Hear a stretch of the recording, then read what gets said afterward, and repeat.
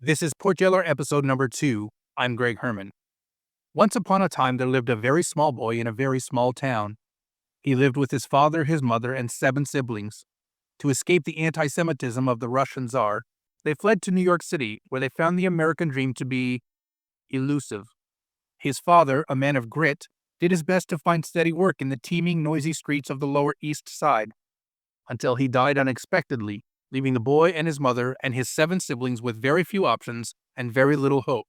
By the age of 13, the very small boy was determined that he was a financial burden to the rest of his family, so he ran away from home with only one marketable skill. He could sing a little, but he was tenacious. He parked himself in front of any saloon he could find and sang his heart out from dusk till dawn, hoping for a few pennies in a hat from people as they passed by. He was also teachable. He would sneak in late at night into saloons that had a piano. Although he did not know how to read music, he taught himself how to pluck out tunes to which people loved to sing along. His tenacity and teachability took him from the shadows of Ellis Island to the brightest stages on Broadway, and through it all, he was grateful. How do we know he was grateful? We know because his gratitude was echoed in the lyrics of his most famous song. It reads in part, "From the mountains through the prairies to the oceans white with foam, God bless America, my home sweet home." Irving Berlin's achievements include an Academy Award, 3 Tony Awards, a Grammy Lifetime Achievement Award, introductions to the Jewish American Hall of Fame, the American Theater Hall of Fame, the Songwriters Hall of Fame, as well as a Presidential Medal of Freedom. He died in 1989 at the tender age of 101. In response, every theater on Broadway shut off their lights to honor a moment of silence for a very small boy from a very small town who would not allow himself to be defined by his modest beginnings. Tenacity, teachability, gratitude, scarcities in today's world. Indeed, gratitude in particular is lost on far too many. Today, we are told that America is oppressive and systematically evil, that America must apologize for being America. We're told that our freedoms are dangerous and cruel, that they should be forfeited for our safety, that we cannot be trusted with them.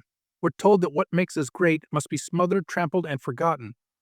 We've forgotten that in spite of all her flaws, America is still the greatest country on earth and the last hope for freedom for billions of people around the world.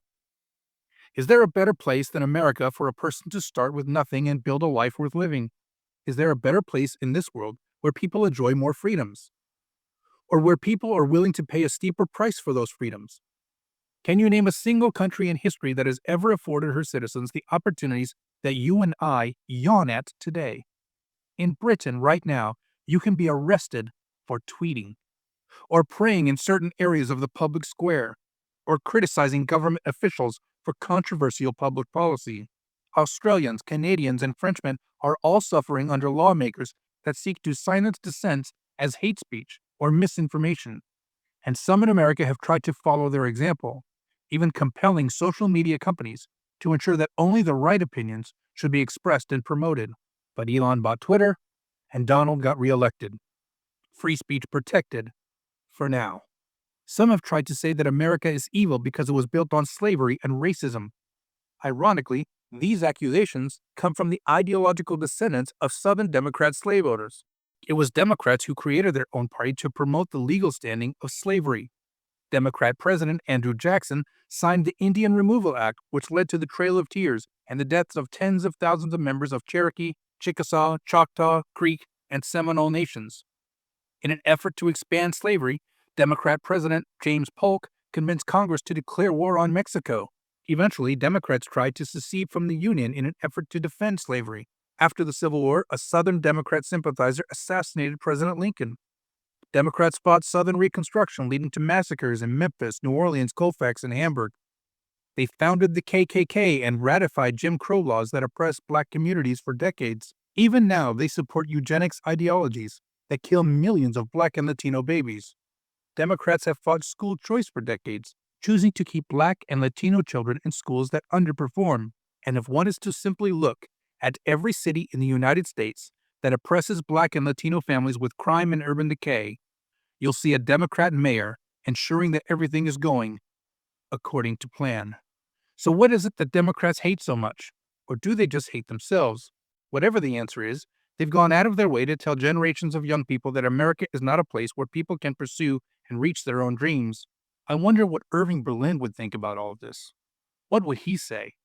Perhaps he would tell us to follow his example, to be thankful for who we are and what we have, and to allow that gratitude to drive our tenacity and inspire our teachability.